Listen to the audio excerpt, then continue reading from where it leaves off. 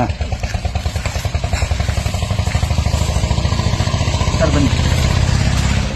ತಮ್ಮ ಹೆಸರು? ಶಿವಕುಮಾರ್. ಓಕೆ, ನಾನು ಚೇತನ್ ಕುಮಾರ್ ಗಡಾಸಿಗರ್ ಅಂತೇಳಿ. ತುಂಬ ಖುಷಿ ಆಯಿತು, ನಿಮ್ಮ ತೋಟಕ್ಕೆಲ್ಲ ಬಂದ್ವಿ. ಇದು ರೋಸಸ್ ಎಲ್ಲ ಬೆಳೆದಿದ್ದೀರಾ? ಎಷ್ಟು, 1 ಎಕರೆ ಇದೆಯಾ ನಿಮ್ಗೆ? 1 ಎಕರೆ.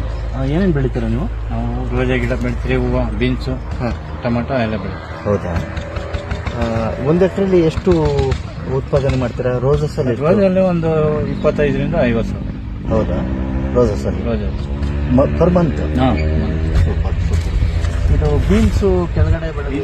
ಬೀನ್ಸ್ ಅದರಲ್ಲಿ ಅಂದರೆ ಈಗ ಸ್ವಲ್ಪ ನೀರು ಕಡಿಮೆ, ಅದರಿಂದ ಸ್ವಲ್ಪ ಬೆಳೆ ಬೆಳೆ ಆಗಿದೆ. ನೋಡೋಣ.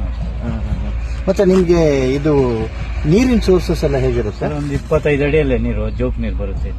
ಅಂದ್ರೆ ನಿಮ್ಗೆ ಬೋರ್ವೆಲ್ಗೆ? ಬೋರಲ್ಲಿ ಇಲ್ಲ, ಬೋರ್ ಹಾಕಂಗಿಲ್ಲ ಇದ್ ಮೇಲೆ. ಅದರಲ್ಲಿ ಬಾವಿಗಳು ತೋಡ್ಕೊಂಡು ನೀರು ಬರುತ್ತೆ. ಪರ್ಮಿಷನ್ ಕೊಡಲ್ಲ. ಒಂದು 25ರಿಂದ 30 ಅಡಿ. 30 ಅಡಿಗೆಲ್ಲ ನಿಮ್ಗೆ ನೀರು ಸಿಗ್ಬಿಡುತ್ತಾ?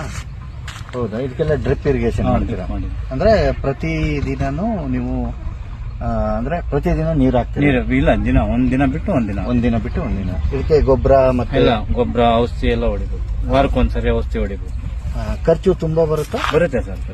ಬರುತ್ತೆ. ಹೂ ಬೆಳಿತೀರಿ. ಮತ್ತೆ ಟೊಮೊಟೊ ಎಲ್ಲ ಬೆಳಿತೀರಾ? ಟೊಮೆಟೊ ಬೆಳಿತೀರಿ, ಬೀನ್ಸ್ ಬೆಳಿತೀರಿ, ಎಲ್ಲ ತರಕಾರಿ ಬೆಳಿತೀರಿ. ಓ, ಇದೆಲ್ಲ ನಿಮ್ದು ಇಷ್ಟೆಲ್ಲ? ಇಲ್ಲ, ಅದು ಮೇಲೆ ಇರೋದು ಮಾತ್ರ. ಕುರಿಗಳೆಲ್ಲ ಸಾಕಿದ್ರಲ್ಲ ನಿಮ್ಗೆ? ಬೇರೆ ಔಷಧಿ. ಹೌದಾ? ಕುರಿ ಸಾಕಾಣಿಕೆನೂ ಮಾಡ್ತಾರೆ? ಮಾಡ್ತೀವಿ. ನೀವೀಗ ರೋಸಸ್ ಮತ್ತೆ ಅದು ರೋಜು, ಬೀನ್ಸು ಮತ್ತೆ ಬರೀ ರೋಸಸ್, ಬೀನ್ಸು. ಕುರಿ ಏನು ಮಡಗಿದ್ರಿ? ಅವು ಒಂದು 10 ಮಡಗಿದ್ರಿ, ಮೇಕೆಗೆ ಒಂದು 10 ಮಡಗಿದ್ರಿ. ಹೌದಾ? ತುಂಬಾ ಖುಷಿ ಆಯ್ತು. ನಿಮ್ಮ ಮನೆಯಲ್ಲಿ? ನಮ್ಮನೆ ಕೆಂಚಗೊಂಡು. ಹೌದಾ? ನೀವೇ ವರ್ಕ್ ಮಾಡ್ತೀರಾ? ಬರೀ ಫ್ಯಾಮಿಲಿ ವರ್ಕ್? ಬರೀ ಫ್ಯಾಮಿಲಿ. ಹಂಗಾಗಿ ನಿಮ್ಗೆ ತುಂಬಾ ವರ್ಕ್ ಆಗುತ್ತೆ. ಹೌದು. ತುಂಬಾ ಖುಷಿ ಆಯ್ತು.